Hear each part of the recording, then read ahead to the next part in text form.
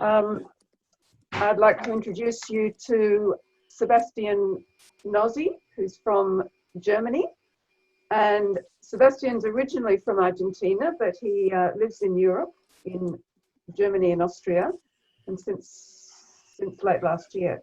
He's been reading the Urantia book since 2001, and after 10 years of solitary study, Sebastian finally sought contact with other readers in Germany in 2011. He started attending their meetings in Frankfurt and the European meetings in Berlin and Budapest. He began working for Urantia Association as the European Continental Coordinator in 2018. And the title of Sebastian's presentation will be Eastern Style Meditation versus Jesus Style Worship. I thought that was terrific when I saw that. Okay, Sebastian, over to you. Yeah, thank you, Kathleen. Yes, I hope it will meet your expectations halfway at least. It was I did this just in the last couple of days, but I thought that subject was very interesting. It is something very fresh, something that became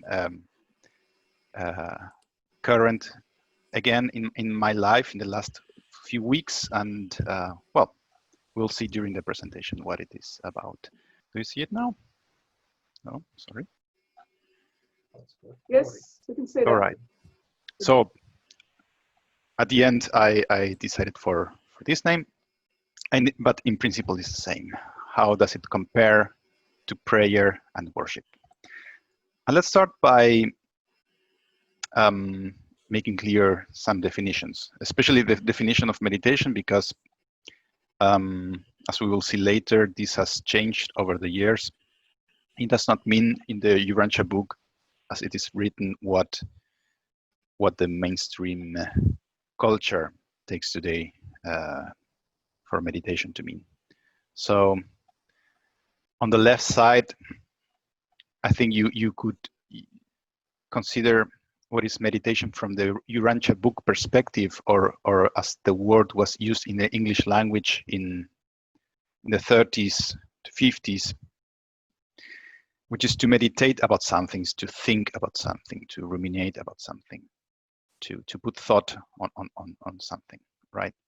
It's an active process. Whereas the way, well, the books and so on, the culture today thinks about meditation. When you say I meditate, then you think more of the mind-stealing practice, which comes from Eastern religions and philosophies. In the case of this kind of meditation, especially mindful meditation, it is said to be done that you let your thoughts come and go, kind of in the peak of a mountain, right? The thoughts would be the clouds which come, maybe touch the mountain and then go away. And you repeat this process until you have stilled your mind, or at least you practice that and you become better in time. So I think in my slides, I try to put Eastern style meditation, but if there is a doubt, that I will use it in that sense, not in the Urantia book sense. But if there is a question or something needs clarification, please interrupt me and ask me about it.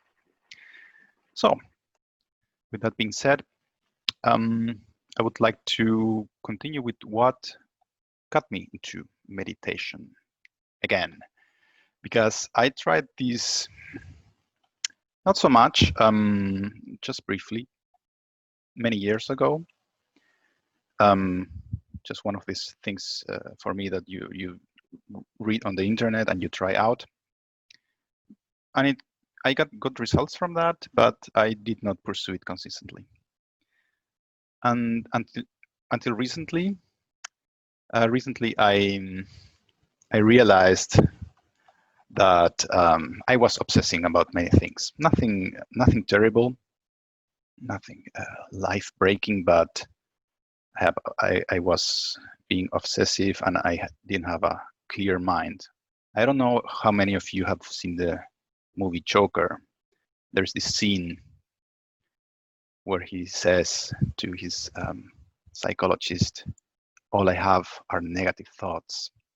What you could say that all I have were obsessive thoughts about different subjects, nutrition, cooking, work, programming. I was a software developer. And I used to put my mind into something and just obsess about it. And in the meditation circles, when something like this happens, that you jump from one thing to the other and you're stressed and you're anxious, people talk about the monkey mind, which jumps from one way to the other. It seems to me, it was apparent to me that it was my case. So I remember, oh, there was this thing called meditation or mindfulness. And I got this idea, or at least I remember it. Many weeks or months ago, Sandra, which many of you know, posted the link to a movie, to the premiere of the movie, which back then you could watch for free,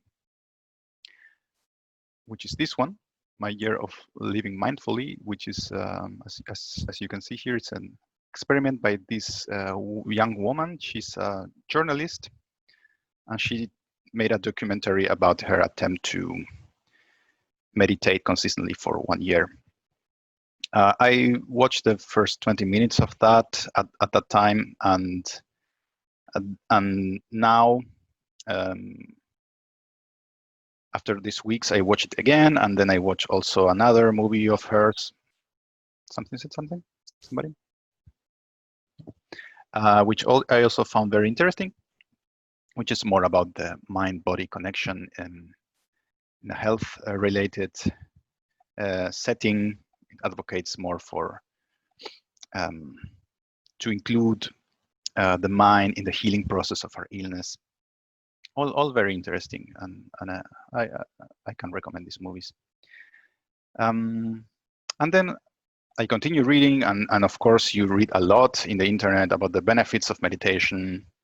You read things like, yeah, it reduces stress and controls anxiety and promotes emotional health, enhances self-awareness,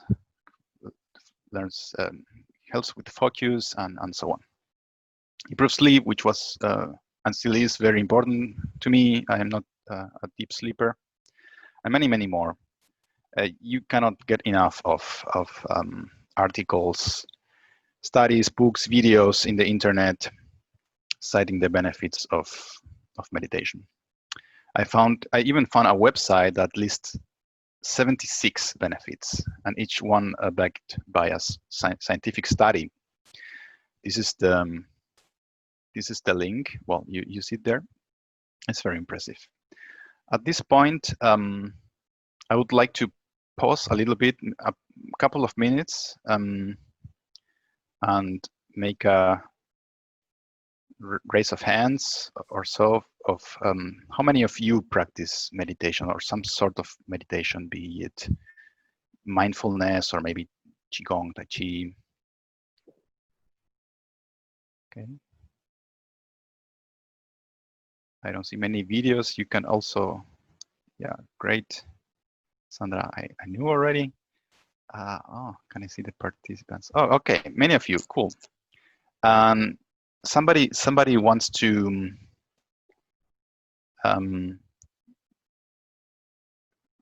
briefly say what the benefits are, if you can relate to these benefits, or if it's all propaganda.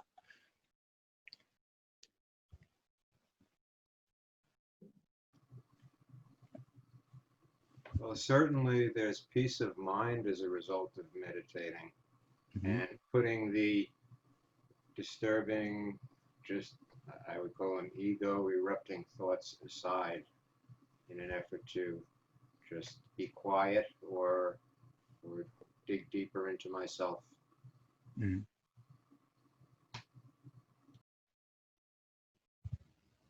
If I can, I would like to add one thing that you said that I thought was, Sebastian, very interesting, was the reference to monkey mind. Mm. Monkey mind at the age of 19, for my, I think I did it. I chose at the age of 19 to take a course in Hatha Yoga to learn how to control, at 19 years old, my mind over the body. I did not necessarily absorb the Eastern religious aspects of it, but I learned the discipline of how the mind can control the body.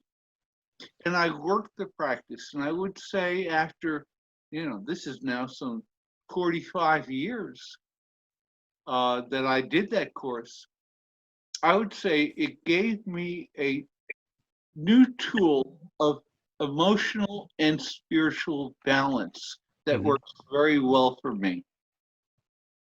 Great. Okay. Thank you very much. Yes, I don't see your name. Lady raising your hand. You are okay? Hello. For meditation, for me, I get struggles to do that until a couple of months ago, last year, on our Urantia conference in the Netherlands, we had a mindfulness teacher as well. He is a reader, and he made for us, he called it a prayer meditation, and it's inspired by the Urantia book. And he made a kind of meditation also worshipping, how do you say it, for us that day. And he recorded for us on our website. And ever since I had that meditation, all kind of moments that come into my mind, I go to the meditation because it is also worshipping the Father. And that's the first time I really get open in a meditation, because it's, you can find all kind of meditations on YouTube and whatever, but no one has the Urantia content in his meditation.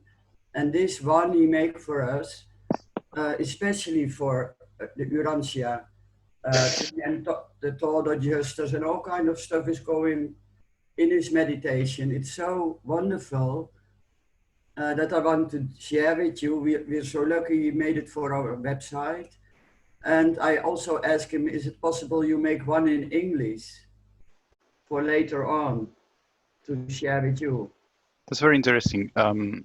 Because, well, as you will see, now I will continue with my talk. Of course. I see this, I treat this as separated things, but what I'm very interested in, which we can talk about in the discussion, and if you have resources for me to send me, is precisely this combination of meditation in the Eastern way to still the mind, and also with religious elements on it.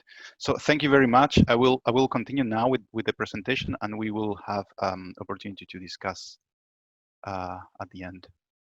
Being that meditation, well, I asked this same question on our European WhatsApp group, and I got very very interesting and good responses from many people, from Carmo, Luis, Ivan, Sandra, and Ginés, and the answers were pretty much supportive in my idea that these practices were complementary, or that meditation could be used as a stepping stone to worship and prayer, until I got this answer from Barry, who linked to this article written by Peter Hawley, who I did not know personally. I don't know if many of you knew him. And I would invite you to take a look at it. So I look at the article. Maybe we can, I can briefly show it here. It's in this website, which I did not also, spiritualfamily.net. And it's called the Meditation according to the fifth epochal revelation. And it is, I found it interesting because it's critical towards Eastern style meditation. And well, it's always interesting to hear another opinion, or to hear a dissenting opinion, and to struggle a little bit with it. I will tell you the main takeaways for me from the article, and definitely this article got me thinking. So it says something like, the Urantia book warns against the practice of a form of meditation, which is not only prevalent today, but which after the book was written and published became the word's whole definition in many people's minds. This is what I referred to at the beginning, that nowadays people, when they think meditation, it's something else as is what is written in the Urantia book. Again, making reference that the word changed the meaning and has nothing to do with this thought stealing, inward looking, so-called meditation. Again, the article is very skeptical and critical of this kind of meditation. At least at the beginning makes the distinction. And this is, for me, one of the most important points and interesting points of the article, that it makes emphasis that the kind of meditation, as this is written in the Urantia book, of the practice of prayer and worship, has to do with thinking, with active thinking, and which would be the opposite of what Eastern style meditation advocates, right? It's to steal your thoughts, or not to have thoughts. And this quote, I think, is very interesting, that it says it is your thoughts that lead you Godward. However, in this context, the revelators are making a contrast to feelings, not to not thinking. So I think that for me, the weak part of the article is that it conflates Eastern meditation with things that at least we in the Western don't relate to. When you go to a meditation course, or if you practice meditation, I think people don't do like trance things or emotional, or try to have visions or whatever. It is just a secular practice of calming your mind. So this is something that I was not so happy about in the article. I think it builds a straw man argument against Eastern style meditation. But it raises a very good question, in that it says, well, if this kind of meditation is so important, why is it not mentioned in the Urantia book? Why is it omitted? So again, my takeaways from the article is that the word meditation has changed its meaning. We know that Eastern style meditation is very different from the Urantia book or Jesus style meditation, which was with higher thinking, very active thinking and communing with God or with a chapter. Again, this straw man argument I was not so happy about. But the interesting question remains, why does not the Urantia book mention something like that, like this, which has so many benefits? And I always thought, what are the reasons why the Urantia book does not mention or does not deal with some subjects? And I think there could be, this is speculation on my part, but there could be many reasons. Some mentions are mentioned in the Urantia book, some reasons are mentioned, some are not. I think that some things are out of scope. The Urantia book just cannot speak about everything under the stars and the universe. It does not talk about tennis, or it explicitly leaves out aspects of the universe which are not related to the ascending scheme. It also does not talk about things that we can figure out for ourselves, like the history of humanity from the times of Jesus onwards, or things that we invented after the book was published, or things that were pretty much clear to us, like music theory or algebra. Things that we don't need to learn yet, but maybe we will. And lastly, this is totally unrelated to my talk, but I think there are things that we should not know for our own benefit. And this is maybe something for another talk, but I think that what really happened at the Mount Hermon, the exchange between Jesus and the arch rebels, is something that the Urantia book does not go into detail. It is a great omission, and I think that it is for our own benefit. I think that if we really knew about this exchange, maybe we would even side with the rebels. I don't know. And things like the secrets of Divinington. One higher personality says that he thinks that knowing them would impair him in his work and would just confuse him. And I think this is the case for many things. But regarding Eastern style meditation, I don't think it goes into the last category. I don't think it is something that could confuse or harm us, because we are in contact with it. And it is also something that we discovered by ourselves. So I think it falls into maybe the first two categories. It is out of scope, I think, and it is something that we can figure out by ourselves. But what about him? I mean, Jesus seems to have achieved many, or if not all, of the benefits of meditation, right? To have a clear mind, to be stress-free, to have emotional control, but also many other things. You just need to read, for example, this section in the document 100, the acme of religious living, and also other parts where, well, they practically depict the perfect balanced human being, right? And apparently he did not practice this style of Eastern style meditation. Well, that raises the question, maybe he did not do that because what he did also yielded the benefits. Maybe the practices of Jesus make Eastern style meditation superfluous. I don't know. But this would be something for the discussion.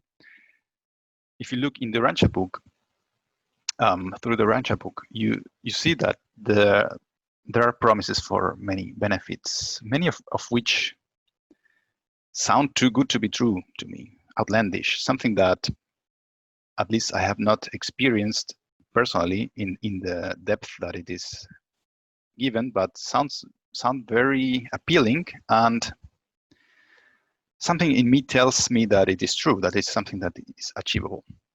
So let's look at some quotes about these so-called benefits and what methods or what activities they come from. Let's look at some quotes. I will read aloud. Prayer has been the ancestor of much peace of mind, cheerfulness, calmness, courage, self-mastery, and fair-mindedness in the men and women of the evolving races. And notice here how there is a mixture of things that we would relate to the Eastern style meditation, like calmness and self-mastery and peace of mind, but also some other things like cheerfulness, courage, that we normally don't associate. Prayer is self-reminding, sublime thinking. Worship is self-forgetting, super thinking. Worship is the effortless attention, true and ideal soul rest, a form of restful spiritual exertion.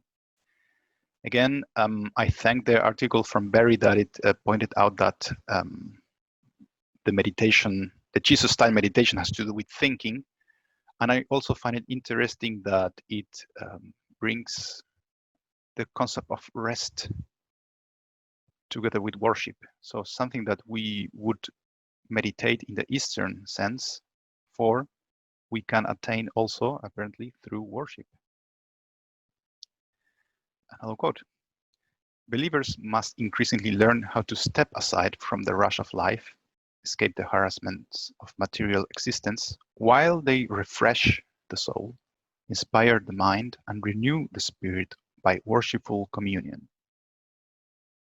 I think it is clear what I intended with this quote. Again, apparently worship promises to refresh the soul and to help us have a break from the harassments of material existence and the rush of life.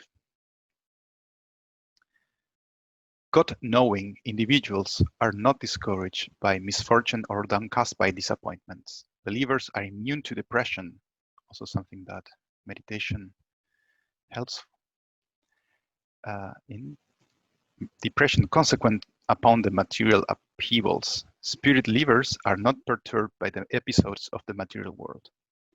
Candidates for eternal life are practitioners of an invigorating and constructive technique for meeting all the vicissitudes and harassments of mortal living.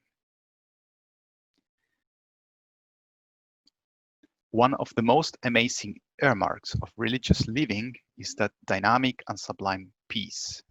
That peace which passes all human understanding, that cosmic poise which betokens the absence of all doubt and turmoil.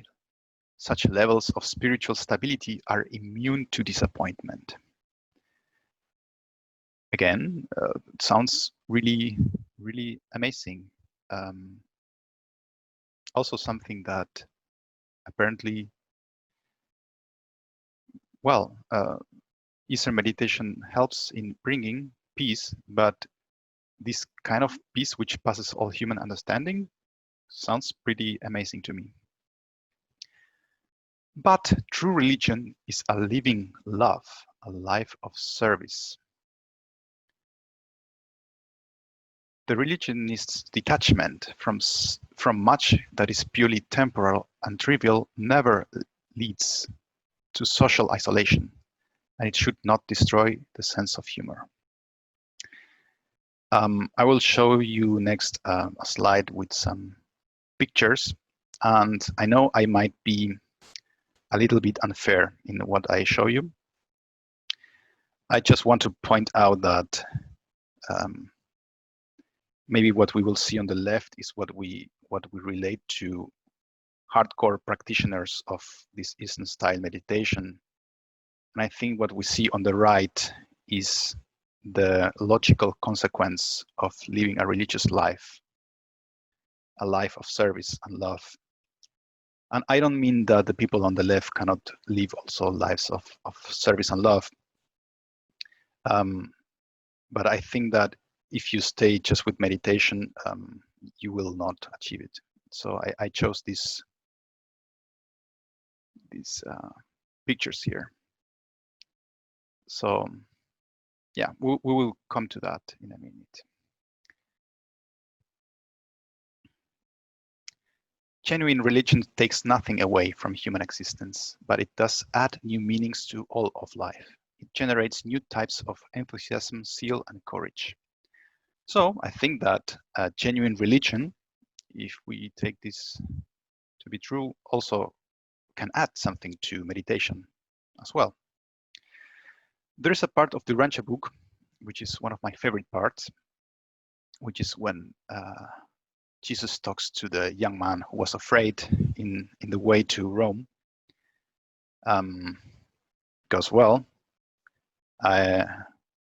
like many people, I also am afraid sometimes in life and feel downcast. And this is what Jesus tells this young person. Your mind should be your courageous ally in the solution of your life problems rather than your being, as you have been, its abject fear slave and the bond servant of depression and defeat. So for me, it seems here that Jesus also approves of using techniques and methods to make our mind serve us. So I don't think he would be opposed to Eastern style meditation or any other practice which can help our mind, help us in solving our life problems. But he continues like this. But most valuable of all, your potential of real achievement is the spirit which lives within you and which will stimulate and inspire your mind to control itself and activate the body to begin your deliverance from the evils of inaction by the power presence of living faith. So Jesus states here, like the Urantia book states, and Jesus also in many other places, the superiority of spirit over both mind and body. I would like to continue with a quote which is related to health and mental efficiency, also related to this. Health, mental efficiency, and happiness arise from the unification of physical systems, mind systems, and spirit systems. Of health and sanity, man understands much, but of happiness he has truly realized very little. The highest happiness is indissolubly linked with spiritual progress. Spiritual growth yields lasting joy, peace, again, which passes all understanding. So I think that as a meditation can help us with health and mental efficiency, but I don't know, maybe not so much with this highest happiness. And again, something that reinforces this, the supremely happy and efficient unified mind is the one wholly dedicated to the doing of the will of the Father in heaven. Moderators, please mute the person with background noises. But the survival character of a soul is not fostered by attempting to secure peace of mind at any price. No comments on that. By the surrender of noble aspirations. Rather, is such peace attained by the stalwart assertion of the triumph of what is that which is true, and the victory is achieved in the overcoming of evil with the potent force of good. So I will skip quickly over these other quotes. I find this very interesting. The peace of mind of Jesus. I think this one also summarizes the previous quote.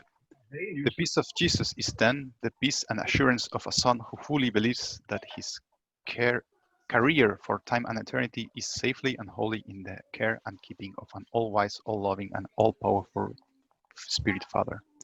And this is indeed a peace which passes the understanding of mortal mind, but which can be enjoyed to the full by the believing human heart. So, from all these quotes, I think I come to the conclusion that we could contrast these two styles of meditation like this. In the Eastern style, you have the goal is the stilling of the mind, while in the Jesus style, it's active thinking and communing with the adjuster. The Eastern style is self-centered. At least you are not related to anybody else. In the prayer and worship, it is God-centered. In the Eastern style, it's isolational in the sense that it's you by yourself.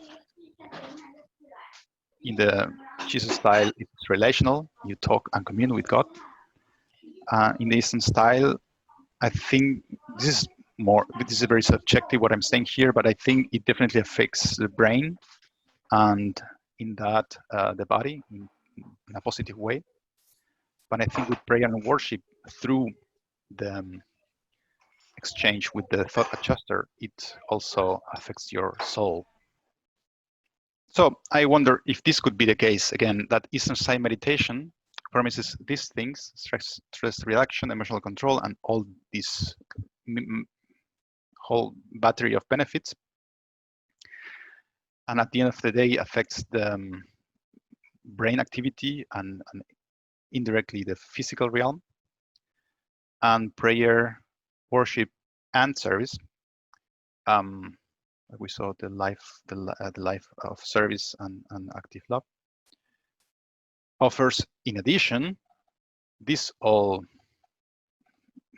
benefits, spiritual growth and so on, happiness, meaning, purpose, surviving values, surviving soul.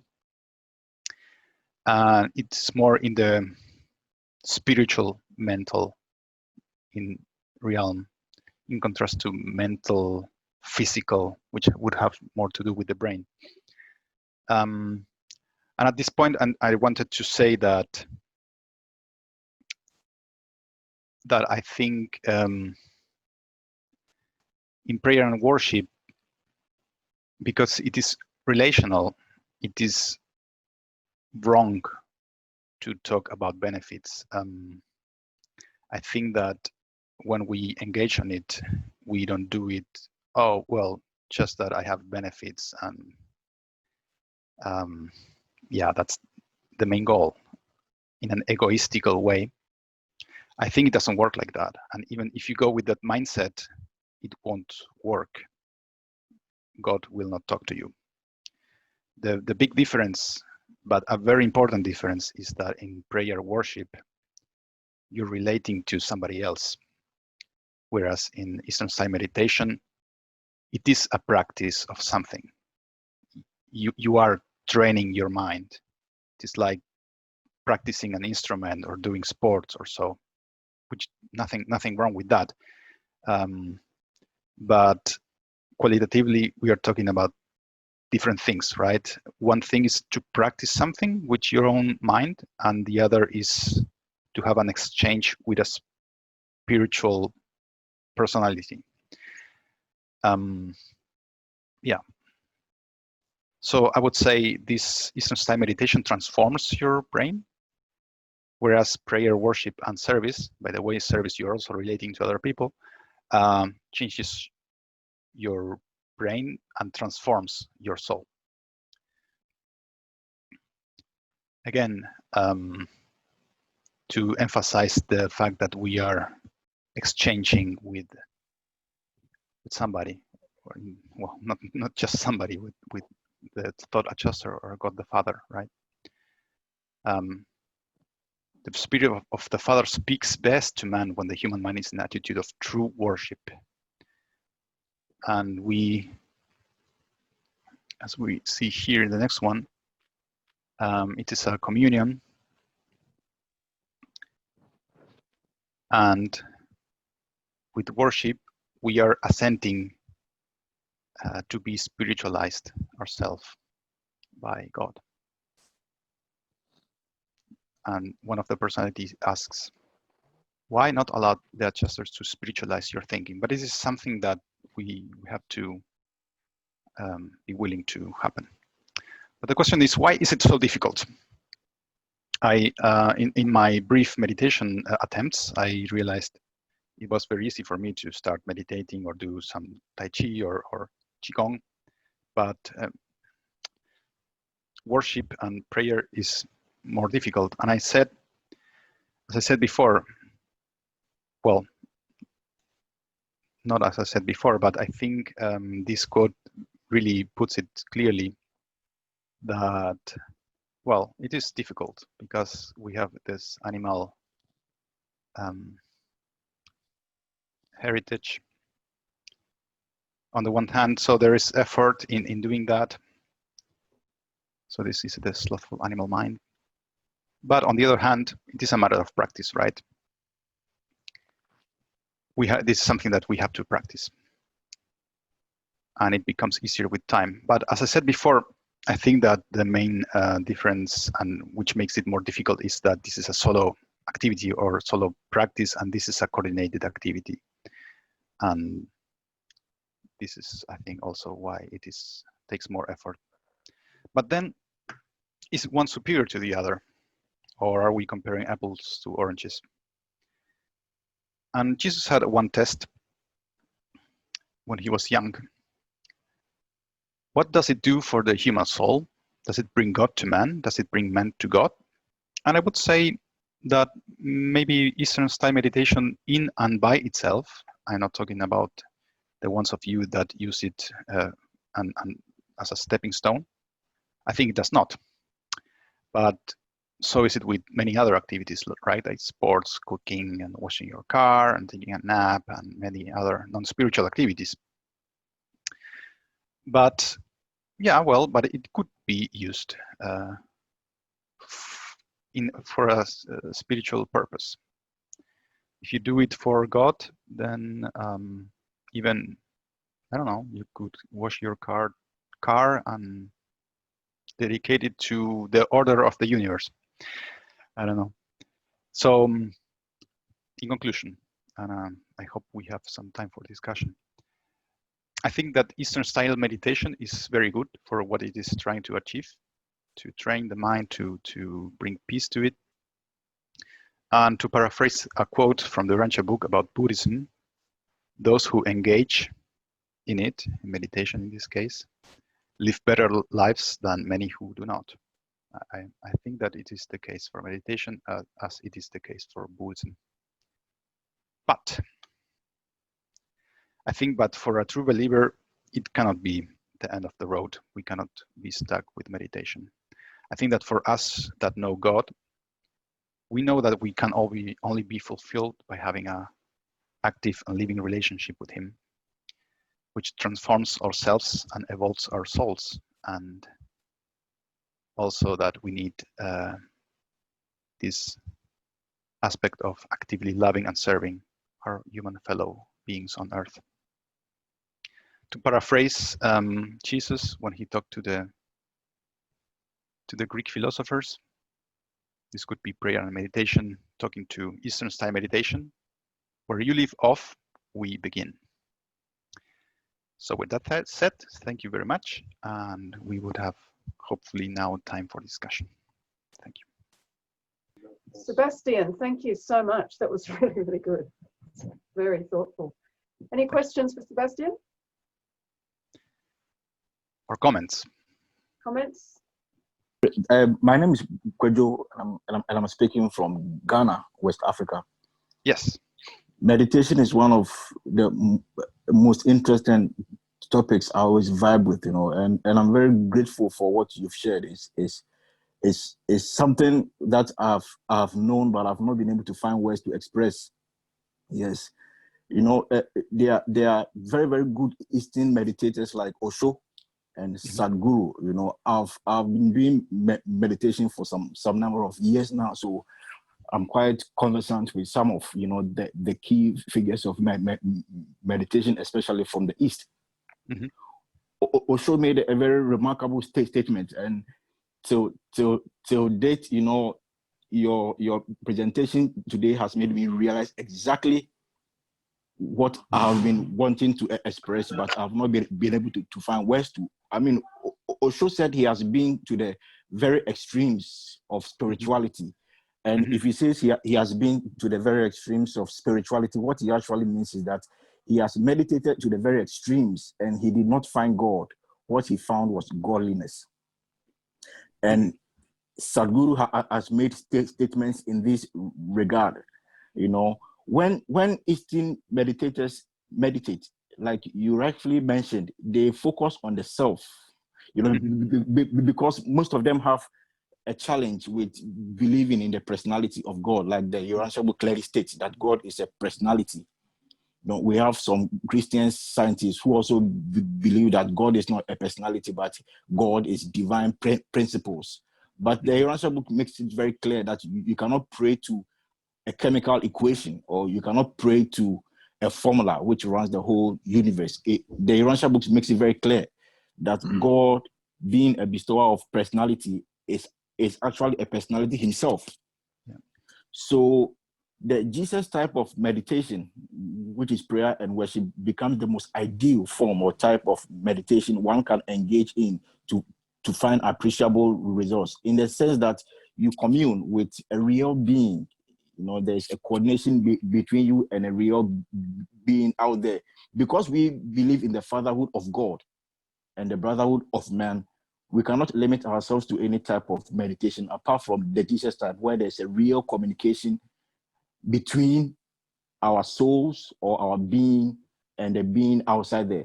This also happens to be one of the reasons why we have not had a lot of fusion, soul fusion among the Eastern traditional people. Most of them are very, very spiritual in that they are heavily engaged at meditation and other meditational practices, but you don't hear of fusion, like what happened to Enoch, what happened to Elijah, and what happened to Yeshua. It makes it very clear what meditation actually is in its real sense.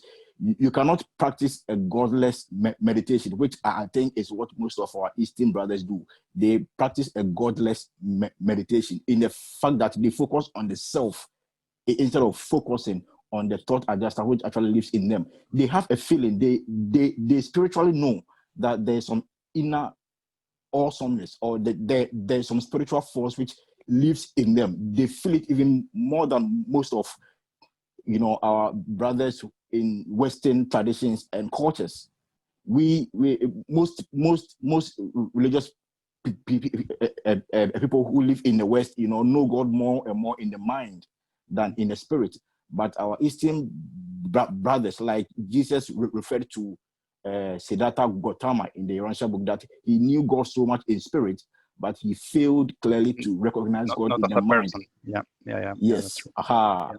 So that seems to be the dynamics playing out here. It is very, very important that as students of the Urantia book, when we go into the inner silence, we should go in with a firm or strong faith or belief in the fatherhood of God. So it ends up being a spiritual communion between us and the that we Father. talk to a person.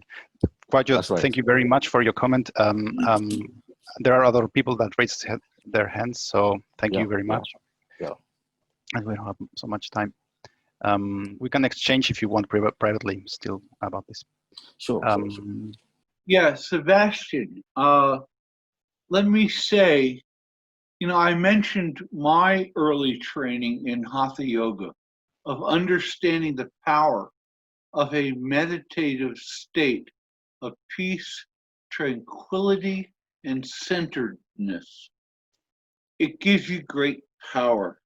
And I just want to say, for me, I used it primarily, and now for all these decades, it leads to me an embraced and focused communion with our Heavenly Father. It gives me a sense that I can quiet the wild monkeys, put them back in their cage, sit down, get into a quiet spot of the essence of who I am, and deal with the essence of who He is on an absolute one-and-one communion between He and I. And I think that's what I'm always looking for, is that way to quiet our mind, to stay focused on this inspiration that He wants to give us in His blessings, but His personal love is our Heavenly Father. I love it. I think it's important. I completely thumbs up. Any level, quiet your mind, put the wild monkeys back in their cages, lock them up, put them to sleep, and meditate and deal with the big guy up there one-on-one. I think, Gabriel, you had a question or a comment? Yeah, I just want to point people who, Sebastian, thank you. I'm going to listen to this again. I've been listening to Oprah and Eckhart Tolle talk about a new earth. Eckhart Tolle is a spiritual teacher, non-religious. He's not affiliated with any tradition per se. He talks about presence. But clearly when you hear him, you understand that he understands that behind presence, which is a word, there's our Father. And he helps people take the first steps. So I think if I put in context what Sebastian has presented in my experience, is that we start with meditation in Eastern type meditation or mindfulness, and then that opens up something else that is behind. And it's basically like a doorstep to worship. So probably Jesus already understood that by himself, and we don't really know what he practiced, but he was in communion. And so he kind of like maybe did it very quickly and then just stayed in communion with our Father. But for the most of us, we really need to go through a long way before that happens. And meditation on a persistent level, a few minutes every day, and then try to be as mindful and present, is basically another way of saying, I'm attuned to our Father, I'm attuned to the will of our Father at that moment, which is basically all we have to do on this planet. Get to the point where we actually say to our Father, your will be done, and bring that into our daily life every moment. How do you do that? You just are present and let things flow. Like I said in my presentation, I was trying to be present and let the translation flow. And then that translation will be divine, because it will be whatever the Father wants to be written on the keyboard, whatever the Father wants to be, that your car is being washed or you serve your brother in our daily life. And that's our role. We are here in the flesh. Our role is to serve each other in the flesh according to our Father's will. Meditation is a portal. The part that really struck me, Sebastian, was when you put up that slide where you had the meditators on the left and Mother Teresa on the right. That really struck a chord with me, because I think that's they say pictures can speak 1,000 words. Well, that one really did. I mean, but I have to confess that I had to cry when I found this picture. It was very moving for me as well. Yeah. Sebastian, I thought that was fantastic. It's something I've thought about most of my life. But I think Stuart and Gabriel basically said it. And I guess the thing that always used to make me a bit scared is it was Eastern, and it was like clear your mind. But as Stuart said and Gabriel, in the clearing of your mind, it's when you can commune. It's actually the conversation you have, and it's like, why make your mind blank when you can actually commune? My thing's always been in that time of communion.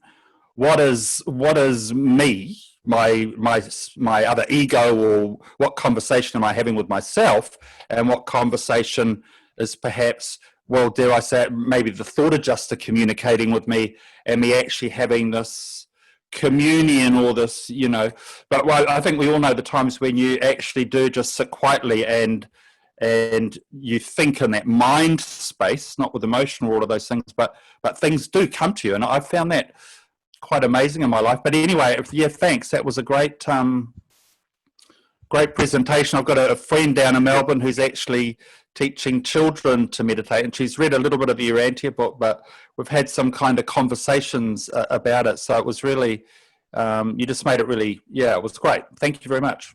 Yeah, thank you.